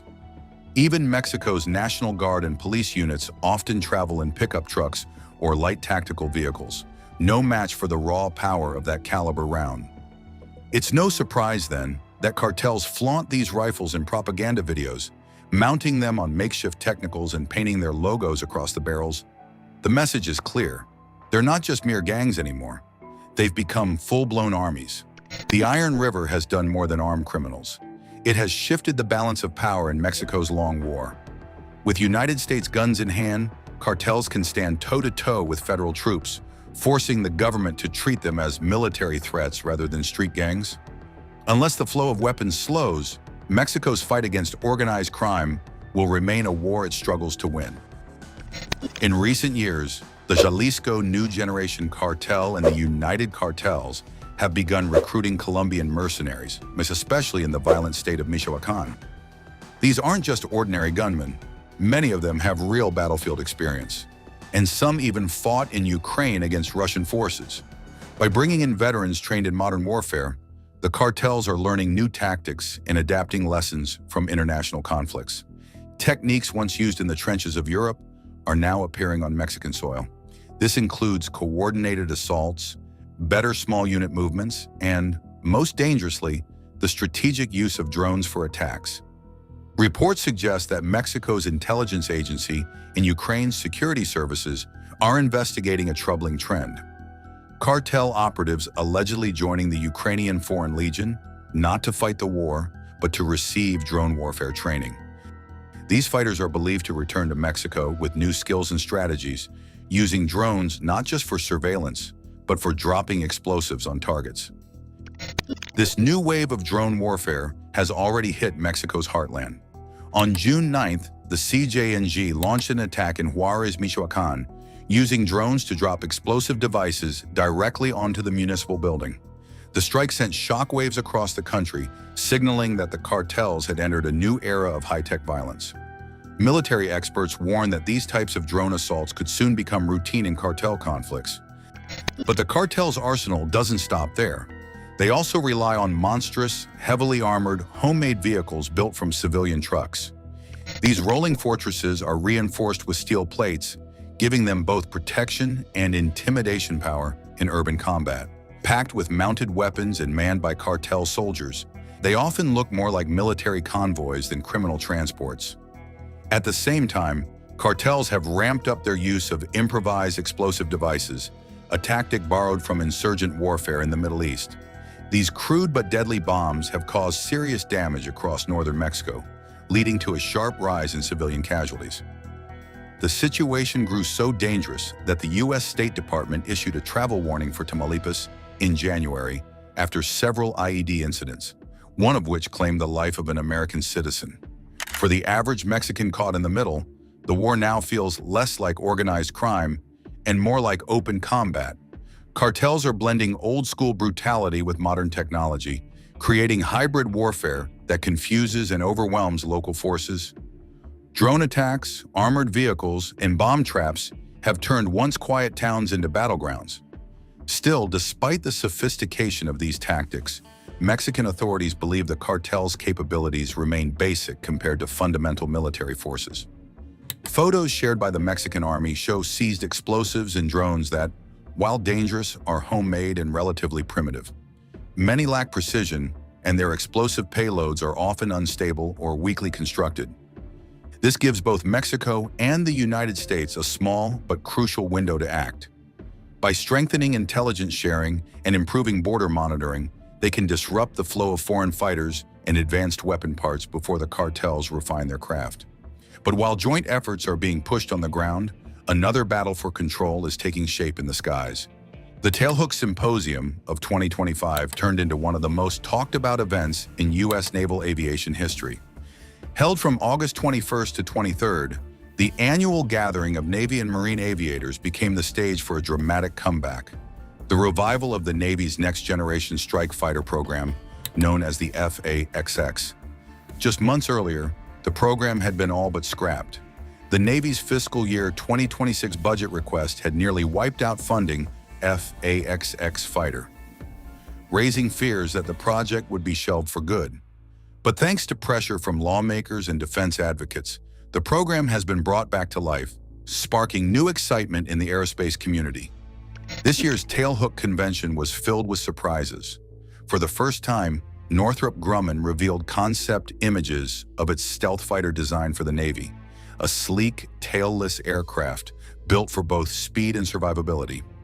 Its futuristic look and radar-evading shape suggests that Northrop is aiming to return to the forefront of naval aviation, decades after building the legendary B-2 Spirit bomber. Not to be outdone, Boeing showcased its own concept, a carrier-based variant of its F-47 Next Generation Air Dominance, NGAD, which is already being developed for the U.S. Air Force. The design hints that Boeing wants to unify technologies between the two branches, cutting costs while maintaining cutting-edge performance. The company's prototype model featured a sharp, stealthy profile similar to the F-47, but modified for the harsh conditions of aircraft carrier operations. The Navy's sixth-generation fighter program has had a rocky journey. It was nearly abandoned after Boeing secured the Air Force's NGAD contract, which shifted much of the government's focus and funding toward the F-47 project. Under the Trump administration, the Navy's FA-XX was placed on what many insiders called life support, as officials sought to streamline resources across the services. For years, speculation grew that the Navy might simply adapt the Air Force's jet rather than pursue a unique design. That debate still lingers, but the new showings at Tailhook 2025 prove that both Boeing and Northrop Grumman are still in the race and determined to keep the Navy's project alive. Before this budget shakeup, Lockheed Martin, the company behind the F-35 Lightning II, was reportedly dropped from the FA-XX competition, narrowing the field to just two contenders. Both remaining manufacturers have already proven their carrier capabilities with earlier drone projects. Boeing's MQ-25 Stingray, a refueling drone that successfully launched and landed on carriers, and Northrop Grumman's X-47 Bravo, the first unmanned jet to autonomously take off and land on a moving ship. These achievements give both companies a major edge as the Navy pushes for a fighter that can operate alongside or eventually replace the F/A-18 Super Hornet and the carrier-based F-35 Charlie. The future jet is expected to combine stealth, extended range, and advanced networking features that allow it to control drones in flight, a key requirement for sixth-generation aircraft. With Congress restoring funds and the competition reignited, the race for the FAXX is back on. The Tailhook 2025 Symposium didn't just reveal aircraft concepts, it reignited a battle between America's top aerospace giants for the Navy's next era of air dominance. The FA-XX won't just be a stealthy fighter. Its real edge will be how it works with unmanned systems. Think of it less as a single jet and more as a command node that links pilots, drones, sensors, and weapons into one fighting machine. That shift is a hard break from old fighters built mainly around speed and guns. This jet is being designed for networked warfare, where unmanned aircraft act like loyal wingmen on missions. Designers are pushing the F/A-XX to outfight today's fighters in both air combat and strike missions. It aims to match or exceed the Super Hornet's role, but with much better range, speed, and killing power. Stealth will be deeper than current platforms, built so the jet survives in high-threat airspace while directing other assets. Sensor fusion will be central. The FA-XX should collect and integrate data from its own systems, satellites, other aircraft, and unmanned vehicles, providing pilots with a single, clear picture of the battlefield. A significant component will be cooperative combat aircraft, the so-called loyal wingman drones. These unmanned partners will fly loose or tight formations with manned jets, take on scouting and strike tasks, and even absorb enemy fire. FAXX systems will be able to task those drones, hand off targets, and coordinate strikes in real time. That means one pilot can control several effectors at once, spotting, jamming, or hitting targets without exposing the manned jet to direct danger. Hypersonic weapons are also on the table as potential armament, adding a new layer of strike speed and range that would complicate enemy defenses. The Navy is treating the FA-XX as a system of systems, not merely an airframe. That gives program managers room to fold in new tech faster, especially artificial intelligence and autonomy. AI could speed decision-making in high-pressure fights, run sensor fusion algorithms, and manage drone formations, so human crews can focus on strategy and critical choices. The goal is more brilliant, faster decision cycles that let a carrier strike group hit and fade before the enemy can react. Operational lessons already exist. Unmanned testing on carriers showed what works and what doesn't. Early programs demonstrated autonomous takeoffs, recoveries, and even mid-air refueling of manned jets by drones. Those trials taught DecOps integration with the carrier's Combat Information Center and how to handle unmanned traffic alongside manned aircraft. The practical takeaway: drones can handle the dull, dangerous, and persistent tasks, scouts, refuelers, and decoys, freeing manned fighters for the decisive moments. Refueling drones are a practical example. An unmanned tanker that reliably hoses fuel to fighters in a pattern reduces pilot fatigue and risk and keeps human crews focused on combat. That capability also extends mission range and recovery windows, allowing carriers to push air power farther without burning out pilots or aircraft. In a contested fight, every extra mile and minute counts. The real test for the FA-XX will be how well it fits into a carrier air wing packed with mixed crews, drones, and shipboard networks. Integration is as much about software, doctrine, and training as it is about the plane's shape. Sailors and aviators will need new procedures for the flight deck, new tactics for mixed teams, and stronger cyber defenses to keep control links secure. If the FA-XX delivers on its promise, carriers will get a force multiplier, a stealthy, long-range jet that directs swarms of drones, carries novel weapons, and makes faster, more intelligent choices in battle. That won't just replace older fighters. It will change how carrier strike groups fight, making them more distributed, more resilient, and harder to pin down. The big question left to answer: Can industry and the Navy move fast enough to turn these concepts into a reliable combat system before adversaries close the gap?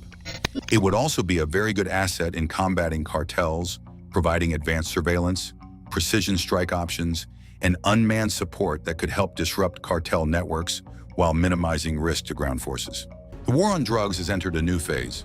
For the first time, Washington has authorized the Pentagon to use lethal force against Mexico's cartels. In a single strike, a USM-109 self-propelled howitzer destroyed 15 cartel vehicles, an unmistakable sign that surveillance is over and firepower has begun. This is not a drill. The question now, how far will America go? And how long can the cartels withstand the assault?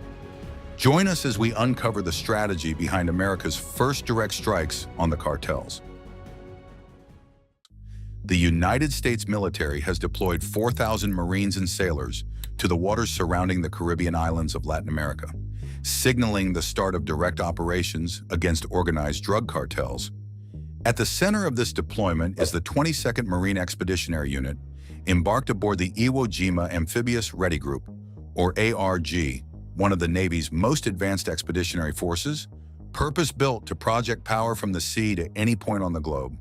The ARG is composed of three principal amphibious vessels: the USS Iwo Jima, the USS San Antonio, and the USS New York. Each ship is engineered for combat resilience, operational flexibility, and sustained offensive capability. The USS Iwo Jima, a landing helicopter dock, functions as a floating command base for Marines and aircraft alike. It is capable of launching helicopters, MV-22 Osprey tiltrotors, and amphibious assault vehicles. Defensive systems such as the Rolling Airframe Missile System and the Phalanx Close-In Weapon System protect the ship from incoming missiles, aircraft, and surface threats, ensuring operational readiness even in contested waters. The USS San Antonio and USS New York, both amphibious transport docks, are stealth-enhanced platforms designed to transport thousands of Marines, vehicles, and essential equipment directly to shore. They support over-the-horizon amphibious operations through a combination of landing craft, helicopters, and tiltrotor aircraft. Modern command and control systems allow real-time coordination with airborne units, naval forces, and Marines on the ground. Reinforced hulls and structures provide significant blast resistance, enhancing survivability in hostile environments. Together, these vessels form a mobile, heavily defended base capable of sustained operations far from home ports. The 22nd Marine Expeditionary Unit itself brings unmatched versatility and combat capability. Consisting of approximately 2,200 Marines, the unit is trained in amphibious warfare, urban combat, reconnaissance, and special operations. It is equipped with armored vehicles, amphibious assault vehicles, artillery, and air support assets, including AH-1Z Viper attack helicopters, AV-8B Harrier jump jets, and MV-22 Ospreys. This combination of firepower and mobility enables rapid, decisive strikes against both land and coastal targets. The ARG's effectiveness also stems from its integrated network of advanced technologies. Ships, aircraft, and marine units are connected through secure, real-time command and control systems, allowing rapid intelligence sharing, precision targeting, and coordinated operations. This connectivity enables the ARG to conduct amphibious assaults, humanitarian missions, maritime security, or specialized operations with speed and accuracy.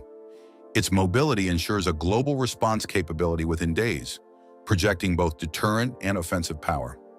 Additional naval assets, including a nuclear-powered attack submarine, multiple destroyers, and a guided missile cruiser, further support the expedition. Among the military vehicles reportedly being deployed is the M109 self-propelled howitzer, produced by BAE Systems and a mainstay of U.S. Army artillery units. This tracked vehicle, weighing 27.5 tons, measures 30 feet in length, 10 feet 4 inches in width, and 10 feet 8 inches in height. It accommodates a crew of 6, a commander, gunner, driver, and 3 ammunition specialists. The vehicle is powered by a Detroit diesel 8-box 71T engine paired with an Allison XTG 411-4A cross-drive transmission, enabling a top speed of 35 miles per hour and an operational range of 216 miles. Constructed with all-welded aluminum armor, the M109 offers protection against small arms fire and shell fragments. The driver sits at the front left of the hull, with the power pack located to the right and the turret at the rear. Visibility is provided through 3 M45-day periscopes, one of which can be replaced with a passive night vision periscope. The rear-mounted turret features a fully traversable design with a commander's cupola on the right side offering 360-degree rotation and a pine tool-mounted .50 caliber machine gun. The gunner operates from the left side of the turret, while twin rear doors facilitate ammunition resupply. A manually lowered spade at the rear of the hull stabilizes the vehicle when firing top charges, ensuring precision during artillery operations. The M109 also employs a torsion bar suspension system on each side, supported by 7 dual rubber-tired road wheels. The drive sprocket is positioned at the front, with the idler at the rear, and there are no track return rollers. Its tracks are of a single-pin, center guide design, featuring replaceable rubber pads to enhance mobility over varied terrain. Equipped with night vision capabilities, the M109 does not protect against nuclear, biological, or chemical threats. However, the vehicle can be adapted for amphibious operations with a kit of 9 airbags, 4 along each hull side and 1 at the front. Once inflated, these allow the vehicle to propel itself across rivers at speeds up to 4 miles per hour using its tracks. The primary armament consists of a 155mm M126 howitzer mounted in an M127 assembly, complete with a fume extractor and a large muzzle brake. Its effective firing range extends to 10 miles, with a maximum rate of fire of 6 rounds per minute and a sustained rate of 3 rounds per minute. The recoil system is hydro-pneumatic, while the Welland-step thread breech block ensures secure operation. Hydraulic systems control gun elevation, depression, and turret traverse, with manual overrides available for emergencies. Fire control equipment includes the M118C elbow telescope for direct fire, providing 4 times magnification and a 10-degree field of view, the M117 panoramic telescope for indirect fire, and the M1A1 gunner's quadrant. Beyond the hardware, U.S. military officials are preparing to expand operational options in Latin America. Historically, the Navy had to coordinate with the Coast Guard to carry out lethal actions or arrests. Current planning includes multiple kinetic options against drug cartels, ranging from potential missile strikes launched from destroyers to closer collaboration with Mexican authorities to target criminal networks directly. Officials envision the construction of barracks and secure operational bases in Mexico, allowing American Special Operations Forces to conduct precision capture missions against high-value targets. In May, U.S. and Mexican forces conducted a rare raid on 3 major drug laboratories in Sinaloa, seizing fentanyl and chemical precursors, operations performed directly on cartel territory. Despite these measures, U.S. officials acknowledge clear limits under current rules of engagement. As a Washington Post report notes, military strikes remain audacious and potentially unlikely to receive presidential approval, signaling both the ambition and the caution guiding U.S. operations in the region. In recent months, the United States quietly deployed 2 Arleigh Burke-class destroyers to the Gulf of Mexico, a move without precedent in the region's modern naval history. These warships had only recently concluded missions in the Red Sea, where they played a role in countering Houthi attacks.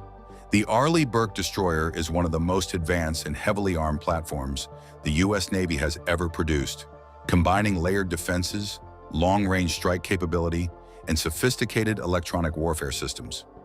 Each ship carries the ANSLQ-32 electronic warfare suite, designed to detect, track, and disrupt enemy radar. Variants such as the SLQ-32V3, V6, and V7 add radar jamming capabilities, giving the destroyer the ability to blind hostile sensors before an attack can be launched. Their firepower is centered on the Mark 41 vertical launching system, with 90 cells on the early versions and 96 cells on later ships. These cells carry a wide range of missiles, making the destroyer more heavily armed than many cruisers that preceded it. The standard missile family provides the primary air defense shield, The SM-2 offers both medium and long-range protection. At the same time, the SM-6 extends engagement ranges beyond the horizon and is capable of targeting both aircraft and warships. Advanced seeker technology allows these missiles to engage multiple targets at once, with minimal reliance on shipboard radar illumination. For land attack, the Arleigh Burkes rely on the Tomahawk cruise missile. The latest Block VA variant has introduced new capabilities. The Block VA, or Maritime Strike Tomahawk, extends the destroyer's ability to engage enemy warships, while the Block VB carries a new multi-effects warhead optimized for hardened or diverse land targets. With up to 96 Tomahawks loaded, a single destroyer can strike infrastructure, bases, or cartel-linked facilities far inland. The deployment of these destroyers positions them within reach of cartel-controlled laboratories and smuggling infrastructure, giving the United States the option to carry out precision strikes at sea or on land if required. Public statements, however, present the mission in different terms. Both Mexican President Andrés Manuel López Obrador and U.S. Ambassador Ronald Johnson have stressed that the operations are framed as cooperative rather than unilateral. Ambassador Johnson wrote on X, "This is not about the United States acting alone. It's about building a joint, unshakable front with Mexico to defend our citizens, dismantle the cartel's networks, and ensure that the only people who need to fear for their future are those who profit from murder, addiction, and chaos." Mexico's President Claudia Sheinbaum responded with equal caution, asserting, "The United States is not sending its military to Mexico. We cooperate, we collaborate, but there will be no invasion. We are ruling this out absolutely." Earlier, in April 2025, the White House sought permission for U.S. troops to cross the Mexican border to assist in combat operations, including the use of lethal force against cartel targets.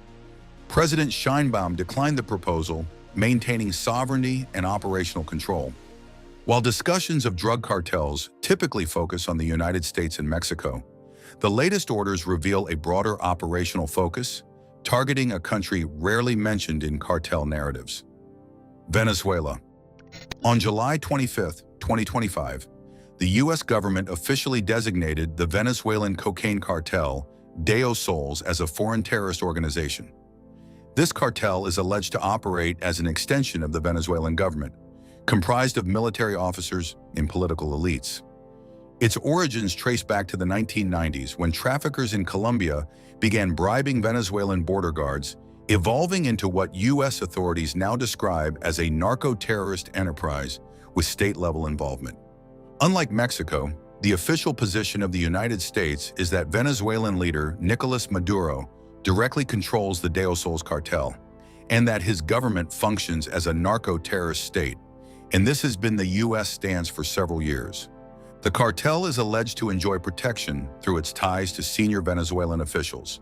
Its name, Deo Sols, is said to reference the Venezuelan military, translating roughly to Cartel of the Suns, with sun drawn from the insignia found on military general epaulets. In essence, the cartel operates as a covert arm of the Venezuelan state, functioning not as a traditional private military contractor, but as a private criminal enterprise embedded within government structures. Unlike Mexico, which is viewed as a partner and diplomatic ally, Venezuela is regarded as a hostile state. McDermott, co-founder of Inside Crime, explains, "The difference in Venezuela compared to Mexico and Colombia is that a significant portion of the business is managed within the state. Supporting evidence includes testimonies from defectors, alongside documented instances of Venezuelan military flights caught transporting narcotics to destinations, including Spain and the United States. These factors altered the U.S. risk calculus. Operations against Venezuela are considered legitimate actions against a hostile nation, unlike interventions in Mexico, where careful diplomacy must be maintained. The deployment of U.S. forces near Venezuelan waters is strategically significant, as these routes are major channels for illicit substances traveling from Venezuela through Mexico and the Caribbean islands before reaching the United States. The official U.S. designation of Deo Sols as a foreign terrorist organization underscores these concerns. According to the announcement, the cartel has provided material support to both the Aragua Tren and the Sinaloa cartel, while operating directly from Venezuela. The U.S. asserts that Maduro has corrupted multiple branches of the Venezuelan government, including segments of the army, intelligence services, legislature, and judiciary, to facilitate the cartel's trafficking operations to the United States. In response, the White House announced a $50 million reward for information leading to the arrest or conviction of Nicolas Maduro for violations of U.S. narcotics law. The tensions between the United States and Venezuela are rooted in political as well as economic factors. Since 2020, Maduro is accused of consolidating power, effectively ending democratic governance during the 2024 election cycle. Venezuela also holds the world's largest proven oil reserves, surpassing even Saudi Arabia, and maintains strict state control over these resources, which the U.S. claims Maduro leverages as a political and strategic tool. From a national security perspective, Venezuela hosts Russian military advisors and maintains extensive arms programs with Russia, including granting port access to Russian warships. Russian bombers have been stationed in the country, and S-400 anti-aircraft systems operate on Venezuelan soil, marking a rare deployment of such advanced weapons in the Western Hemisphere. In addition, China has heavily invested in Venezuela's infrastructure, while Iran supplies oil tankers, military technology, and Quds Force operatives, its equivalent of a covert intelligence service. For Washington, Venezuela represents a strategic foothold where key geopolitical adversaries are permitted to operate. Consequently, what may appear as a counter-cartel mission in the Western Hemisphere carries the potential to escalate into a confrontation with other major powers. From Maduro's perspective, the U.S. presence is viewed as hostile interference, infringing upon national sovereignty. Venezuelan authorities cite a long history of American interventions in Latin America and frame the current operations as a continuation of that pattern, attributing the situation to the failures of the war on drugs. Public opinion within Venezuela remains divided, with factions both supporting and opposing Maduro. Insiders close to the White House, however, describe the mission's objective as the complete dismantling of Venezuelan cartel operations across the Western Hemisphere, signaling the extensive scope of the operation. A significant challenge for the U.S. military is its relative lack of institutional relationships in the region, compared with agencies like the FBI and DEA, which have maintained operational networks with Mexican authorities since the 1980s. To address this gap, the Pentagon recently established the Joint Service Interagency Advisory Group. This initiative integrates U.S. Special Forces operators with experts from federal agencies, such as the FBI and DEA, leveraging on-the-ground contacts and intelligence networks developed over decades. Direct action missions in Latin America have historical precedent, often serving as cautionary examples. In 2012, the DEA conducted Operation Anvil in Honduras, deploying tactical teams, effectively SUAT-like units, alongside Honduran police for a 90-day mission targeting drug traffickers. The operation, however, included 3 controversial incidents of deadly force that resulted in civilian casualties, provoking international criticism. Subsequent review by the U.S. Department of State concluded that insufficient operational planning and unclear rules of engagement were major factors in the failure. Following the operation, the DEA tactical teams were ordered to withdraw and were ultimately disbanded. The current campaign extends far beyond operations abroad. On the U.S. side of the border, the Department of Defense has designated nearly 1/3 of the southern border as national defense areas. These zones empower U.S. troops to detain individuals crossing illegally, circumventing traditional restrictions on military involvement in law enforcement.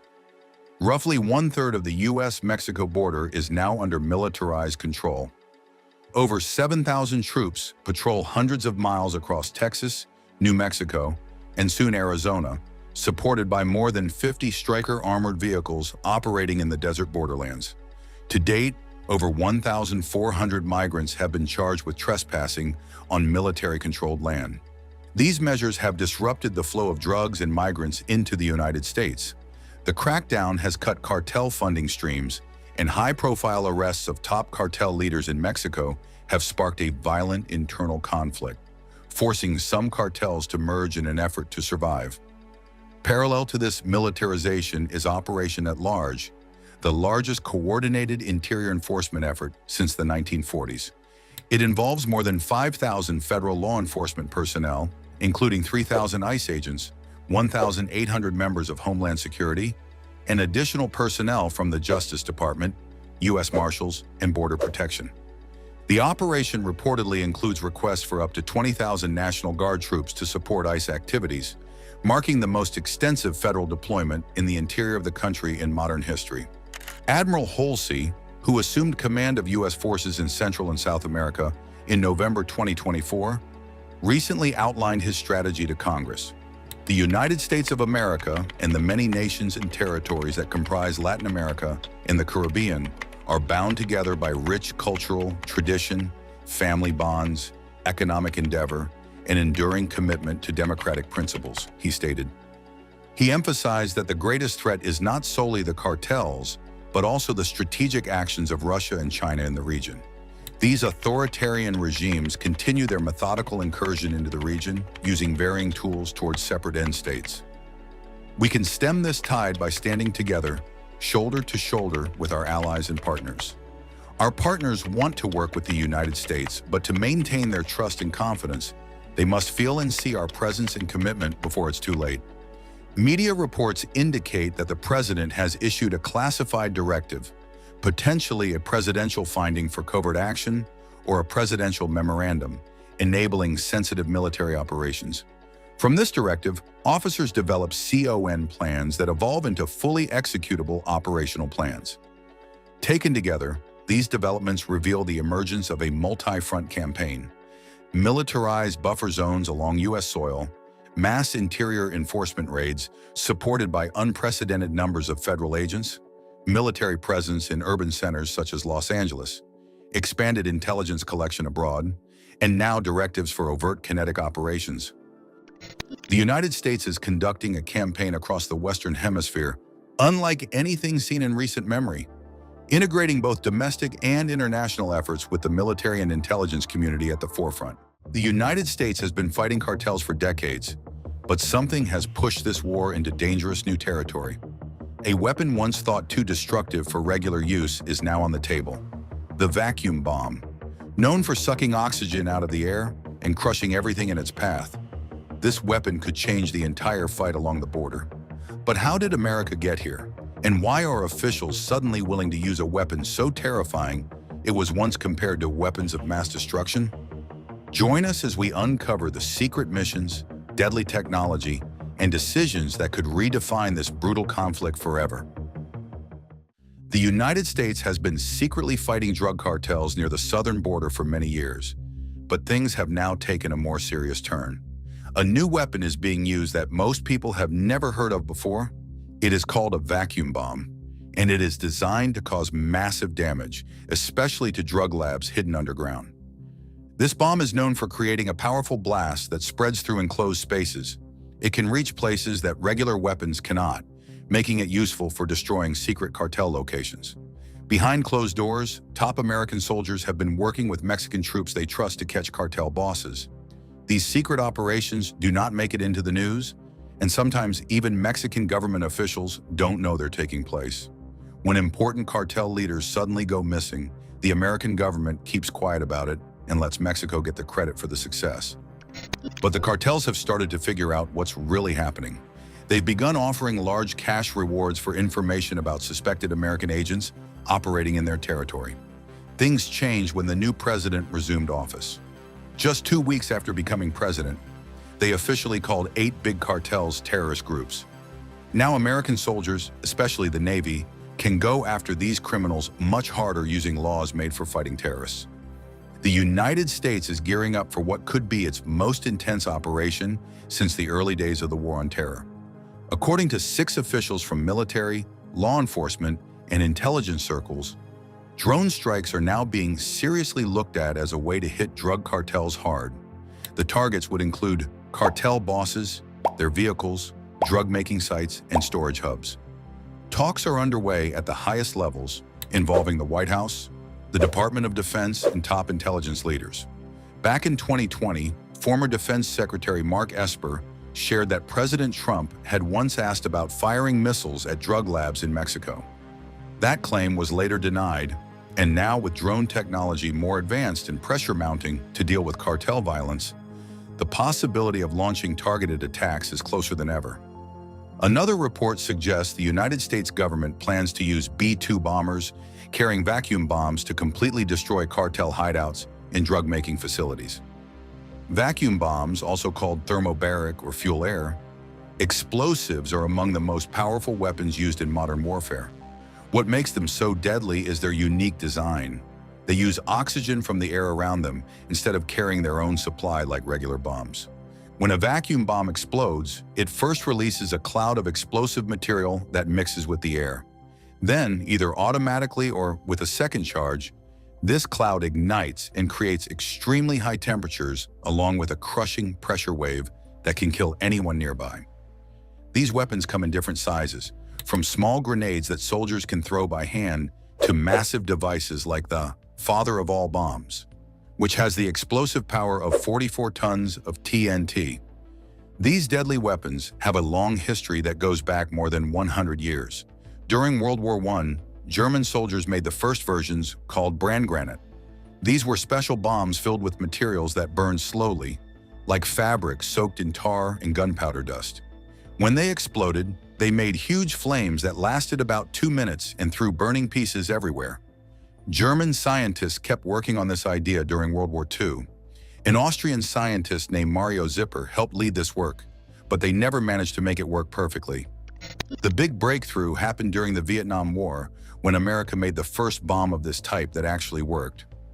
In 1971, American forces built the CBU-55 as a test weapon and shipped it to Southeast Asia to see how it performed.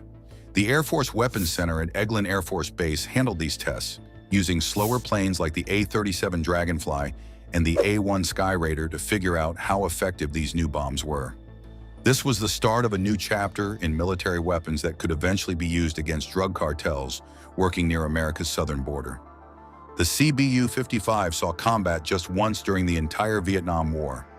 Major General Homer D. Smith, who commanded all American forces in Vietnam at the time, gave approval for this single mission. A C-130 transport aircraft carried the weapon up to 20,000 feet before releasing it over the target area. The blast was enormous. It spread across roughly 4 acres, and military analysts later calculated that about 250 enemy soldiers perished in the explosion. Most were not unalive from burns, though. They suffocated when the blast consumed all the oxygen in the area. This happened near the very end of the conflict, and South Vietnam officially surrendered on April 30th, 1975. Once the Vietnam War ended, the military did not abandon this technology. Instead, they developed better versions like the CBU-72 fuel air explosive, which became a regular part of America's arsenal. These improved weapons later saw action during Operation Desert Storm in Iraq. Not everyone was comfortable with these developments. In 1980, 3 countries, Mexico, Switzerland, and Sweden, brought a proposal to the United Nations asking for a complete ban on thermobaric weapons. Their effort failed when other nations pushed back against the idea. After what happened in Vietnam, the world began to wake up to just how dangerous these weapons really were. The United Nations Institute for Disarmament Research tried to group thermobaric weapons with other enhanced blast weapons to better control them. After this, several countries made fresh attempts to create international rules about these devastating bombs, knowing full well how much destruction they could cause. But these efforts hit a wall because different nations had conflicting interests and couldn't agree on how to handle such powerful weapons. During the search for Osama bin Laden, American troops ran into a major challenge. Fighters were hiding in deep cave systems that regular weapons couldn't reach. To deal with this, a new bomb was developed, the BLU-118B thermobaric bomb. It was made to break through thick rock and destroy underground hideouts that were built to resist attacks. This bomb worked differently from standard explosives. It could reach into tight, protected spaces and cause damage where other weapons failed. As the bomb's effects became clear, debates started about whether it was right to use something so destructive.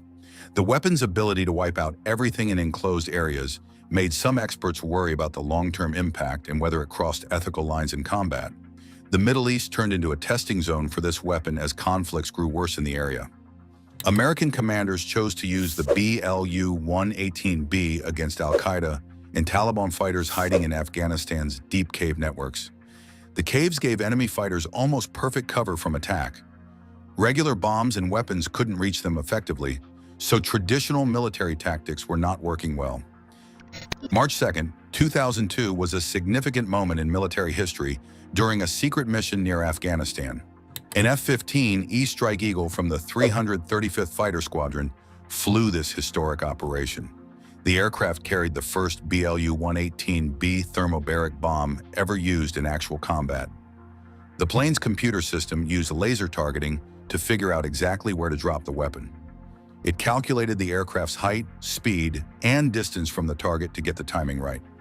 The bomb was supposed to hit the entrance of an underground tunnel system located near what appeared to be a regular house. After the weapon was released, its fins and guidance system worked to keep it on the right path. The bomb followed the laser targeting beam as it fell toward the ground. However, the mission didn't go as planned. The Pentagon has kept most of the details secret, but they did confirm that something went wrong. The bomb detonated too early, exploding above ground rather than reaching its intended target deep underground. This malfunction meant the weapon didn't achieve its primary objective of penetrating and destroying the tunnel complex. International law around vacuum bombs creates confusion for many people. No specific rules prevent countries from using thermobaric weapons, fuel-air explosives, or vacuum bombs against enemy military forces during war. The United Nations Convention on Certain Conventional Weapons does set some limits, mainly focused on protecting civilians. The agreement's protocol on incendiary weapons states that these powerful bombs cannot target civilian populations, civilian buildings, or basic infrastructure like hospitals and schools. Over the years, several countries have tried to create tougher international rules governing these weapons. All of these efforts have failed. As of November 2022, no broad international agreements exist to control or limit how nations can use vacuum bombs in warfare. But America isn't waiting to deploy vacuum bombs before taking action against the cartels. The United States has already launched aggressive operations that are seriously damaging cartel networks across multiple countries. These coordinated efforts involve multiple nations working together, sharing intelligence, and using their combined military and law enforcement resources to hit the cartels where it hurts most. Operation Martillo started in January 2012 and became one of the best examples of international cooperation against drug trafficking. 14 countries joined this massive effort. The United States, United Kingdom, France, Spain, Guatemala, and Honduras all participated, with Colombia taking the lead role. Their mission was simple but ambitious: shut down cartel drug shipments traveling by sea. The operation used warships, aircraft, and special teams to block the main water routes between South America and the United States. The strategy made it extremely difficult for cartels to operate. Every major shipping lane suddenly had multiple countries watching and patrolling the waters. Cartel boats couldn't move freely anymore because they faced constant surveillance and the risk of being intercepted by international forces working together. The numbers tell the whole story about how well this international teamwork actually worked. In just the first year, Operation Martillo hit the cartels hard enough to shake up their entire operation. Law enforcement caught 339 smugglers and took control of 101 boats loaded with drugs. The operation also grabbed $21 million in cartel money and $16 million worth of smuggling equipment. This included boats, communication gear, and other tools the cartels used to move drugs. But catching drug smugglers at sea was only the start of a much larger effort. Operation Orion grew into one of the biggest international missions ever put together. 62 countries joined forces, from tiny island nations to major world powers. Working together as one team, they accomplished something that would have been impossible for any single country. The combined effort seized over 225 tons of cocaine and more than 1,000 tons of marijuana. The total value of all drugs captured reached over $8.3 billion. These drugs never made it to the streets. Without this operation, they would have spread across the globe, ruining lives and destroying communities in dozens of countries. These cartels had grown way beyond regular crime gangs. They worked more like big companies with secret labs, underground tunnels, speedboats, and submarines. To stop them, law enforcement needed the same level of tools and teamwork from all over the world. The American Navy used special radar that was so sensitive it could spot tiny boat trails from satellites up in space. The Dutch brought robotic submarines that could swim under ships and look for hidden spaces where drugs might be stored. Colombian soldiers walked through thick forests, searching for secret spots where cartels launched their boats. Even countries that don't have any ocean coastline helped out in big ways. They followed the cartels' money trails and broke into their secret messages. This worldwide effort worked because each country brought something different to the table. Every nation used their best skills and equipment, creating a team that was much stronger than any single country fighting alone. The cartels tried using super-fast boats called go-fast boats to escape from law enforcement, but America found a way to stop them. The Coast Guard built a special team called HITRON, short for Helicopter Interdiction Tactical Squadron. This elite group flies speedy MH-65D Dolphin helicopters loaded with sniper rifles and machine guns. When HITRON sees a suspicious boat speeding across the water, they fly down low and tell the boat to stop using loudspeakers. If the smugglers don't listen, expert marksmen use big .50 caliber rifles to shoot the boat's engines. They do this very carefully so they can stop the boat without hurting anyone on board. The smugglers started fighting back in clever ways. They made their fast boats look like regular fishing boats so they wouldn't stand out. They also built secret hiding spots under the boat decks where they could stash drugs. These disguises didn't work against a special task force called the Joint Interagency Task Force South. This command center puts together the best people from the FBI, Navy, Coast Guard, Customs, and CIA all in one place. Information moves instantly between all these agencies to track suspicious boats across huge areas of ocean. JIATF South watches drug boats from the second they leave South America until they reach American waters. When something looks suspicious, they can quickly send planes and ships to catch the smugglers before they get away. These successful operations have scared the cartels so much that they now pay a lot for secret information about what America's doing, and in response, the JIATF keeps changing how they work to stay one step ahead of these dangerous criminal groups. The cartels have lost more than $500 million in recent operations. These losses hit them hard and caught them completely off guard. But the Navy's fight against drug smuggling was just beginning, and one particular ship was about to make history in the war against cartels. Since the start of the year, the Coast Guard cutter James has become what cartels fear most. This ship is 418 feet long and has a crew of 150 highly trained people. The ship completed a 112-day mission that was so successful, cartel bosses won't even talk about it anymore. In just 4 months, the cutter James grabbed more than 48,000 pounds of drugs. That's enough narcotics to supply a medium-sized American city for a whole year. The street value of all those seized drugs came to $519 million. The cutter James ship deployed a long-range drone that could patrol for 18 hours without landing. The drone's advanced cameras were so sharp they could make out ship names from miles away. After tracking a suspect boat near Ecuador, boarding crews moved in and arrested 3 smugglers while recovering over 2,200 pounds of cocaine. The following day delivered an even bigger victory. A surveillance aircraft detected 3 speedboats moving in formation, something cartels rarely do unless they're transporting massive drug loads. Helicopter teams from the cutter James managed to intercept all 3 boats simultaneously, leading to 9 arrests and the seizure of nearly 14,000 pounds of cocaine. The following month, these smugglers attempted a new strategy. They deployed a stealth-style vessel built to avoid radar systems. However, the cutter James helicopter crews reacted swiftly, using targeted gunfire to disable the boat's propulsion system. The crew was captured unharmed, and authorities confiscated an additional 8,240 pounds of cocaine.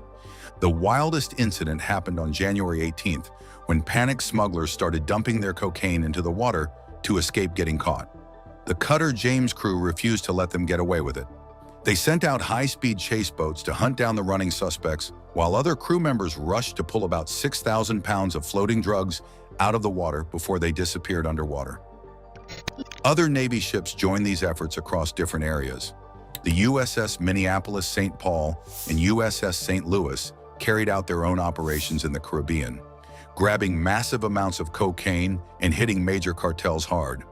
The Sinaloa and Jalisco New Generation cartels took especially heavy losses from these raids.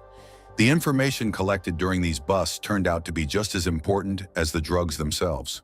Crews learned about smuggling paths, identified key cartel members, and discovered new ways traffickers move their products. Military planners now use all this data to predict where future drug shipments will go and stop them before they reach their destinations. The Pentagon recently moved the USS Gravely to the Gulf Coast near the Texas-Mexico border. This Navy destroyer carries dozens of Tomahawk cruise missiles and will help Border Patrol and Coast Guard operations in the area. The real game changer will come when B-2 stealth bombers join the fight against cartels. These aircraft are some of the most advanced military technology ever created. They can fly into enemy territory without being detected, drop their weapons, and escape before anyone knows what happened. Each B-2 has 4 powerful engines that produce 17,300 pounds of thrust. This lets the bomber fly faster than 600 miles per hour at heights that most missile systems can't reach. Cartels have nothing that could even come close to threatening these aircraft. Once these bombers start operating against cartel targets, the balance of power will shift completely. The cartels will face a level of military force they've never experienced before, and there's nothing they can do to defend against it. Thanks for watching. While you are still here, click on the link on your screen to check out another of our videos. See you there.